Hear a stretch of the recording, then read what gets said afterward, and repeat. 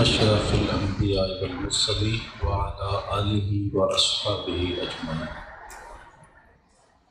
صدر مجلس اعظم علی مرتبہ جناب محترم ڈاکٹر اختر ضیاء صاحب زیدہ مجدہ، معلمین و معلمات، عزیز طلباء و طالبات، السلام علیکم ورحمۃ اللہ وبرکاتہ۔ جیسا کہ آپ سب کے علم میں ہے کہ آج 23 مارچ ہے اور 23 مارچ 1940 کو قرارداد پاکستان منظور کی گئی تھی، اور ایک الگ وطن کا جو مطالبہ تھا وہ باقاعدہ ایک منظم تحریک کی صورت اختیار کر گیا تھا، اور پھر اس کے بعد مسلسل جدوجہد، کوشش اور محنت کے نتیجے میں اللہ تعالیٰ نے یہ خطۂ زمین ہمیں عطا کیا جو آج ہماری محبتوں کا ظرف ہے اور ہماری عقیدتوں کا مرکز ہے۔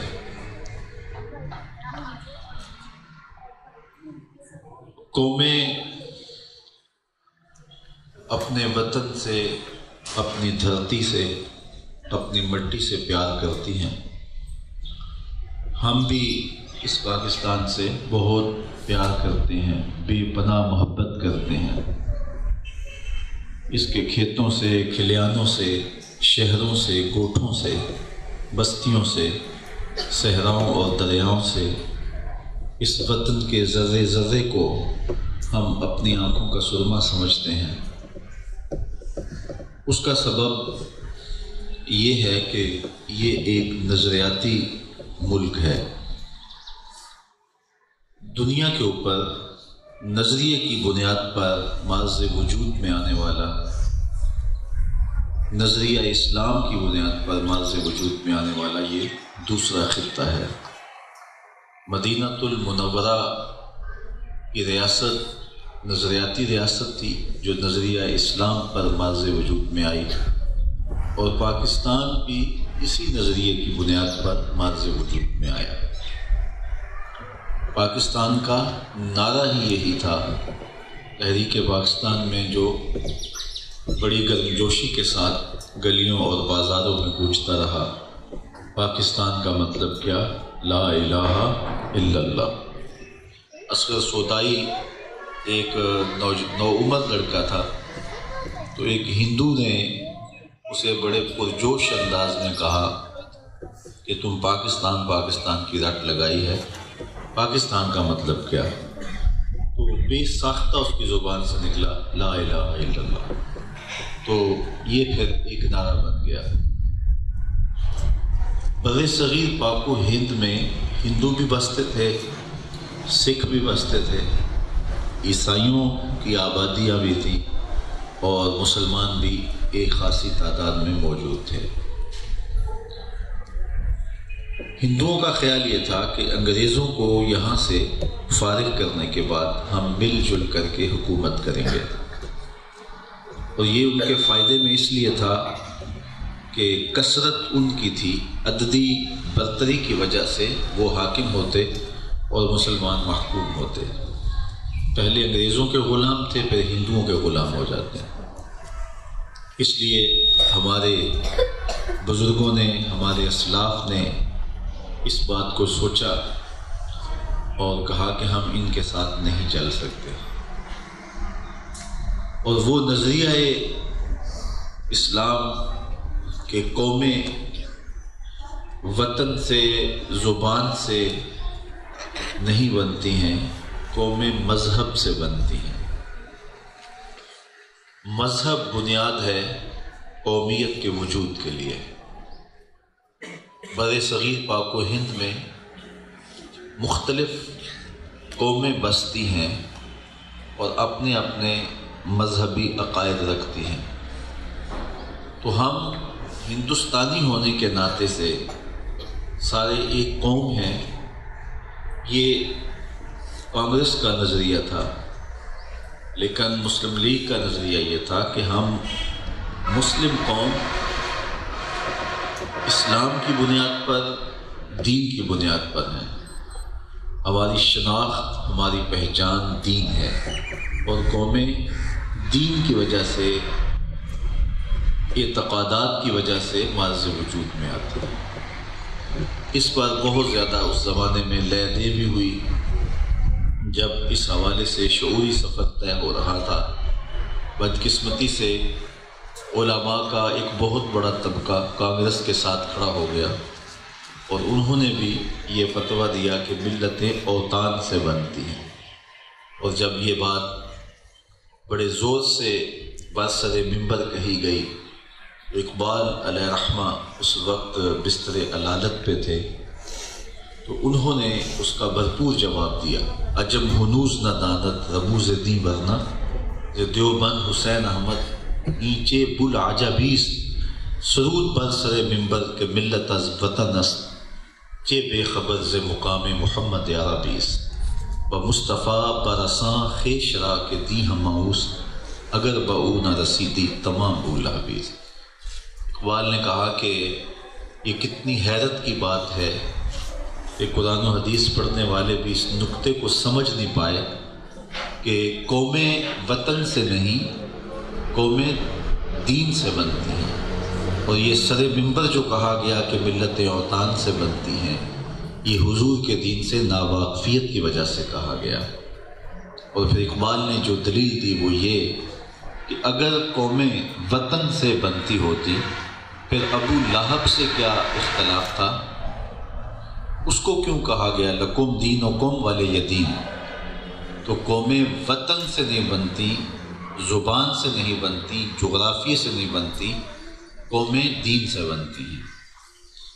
قائد اعظم محمد علی جناح علیہ رحمہ کہیں خطاب کر رہے تھے تو ایک ہندو صحافی نے آپ کو سوال کیا کہ آپ الگ قومیت کی بات کرتے ہیں جبکہ ہمارے آباء و اجداد ایک ہیں، آب و ہوا ایک ہے، اور ہماری نسلی وحدت قومیت کے وجود کی ضمانت ہے، اور آپ الگ قوم کی بات کر رہے ہیں۔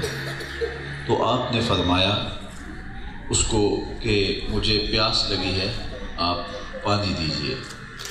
تو کسی نے پانی پیش کیا تو آپ نے 2 گھونٹ پانی پیا، اور اس کے بعد اس صحافی کو کہا کہ یہ تم پی لو۔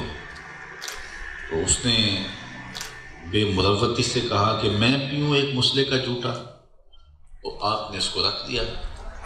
اسی مجلس میں، اسی اجتماع میں ایک ترکی النسل نوجوان بیٹھا تھا جس نے باقاعدہ ترکی ٹوپی پہنی ہوئی تھی، تو اس کو کہا کہ یہ پانی پی لو۔ وہ آگے بڑھا اور پورا گلاس کٹاکٹ پی گیا۔ پھر قائد اعظم مخاطب ہوئے اس ہندو صحافی سے اور فرمانے لگے کہ مجھے بتاؤ، اگر میں زندگی گزارنا چاہوں تو میری زندگی تمہارے ساتھ گزرے گی یا اس کے ساتھ گزرے گی؟ تم تو میرا جھوٹا پانی بھی نہیں پی سکتے ہو، جبکہ میری تمہاری نسلی وحدت ہے، آب و ہوا ایک ہے، زبان ایک ہے، بولی ایک ہے، مٹی ایک ہے، دھرتی ایک ہے، اور اس کی زبان اور اس کا لہجہ اور نسلی تفاوت بھی موجود، جغرافیائی وحدت بھی نہیں ہے، لیکن اس کے باوجود میری زندگی اس کے ساتھ گزر سکتی ہے، اس لیے کہ میری اور اس کی دینی سانجھ ہے۔ تو وہ نظریاتی وحدت نے ہمیں ایک لڑی میں پرو دیا۔ تو یہ ایسا خوبصورت جواب تھا کہ پھر اس کی بولتی بند ہو گئی۔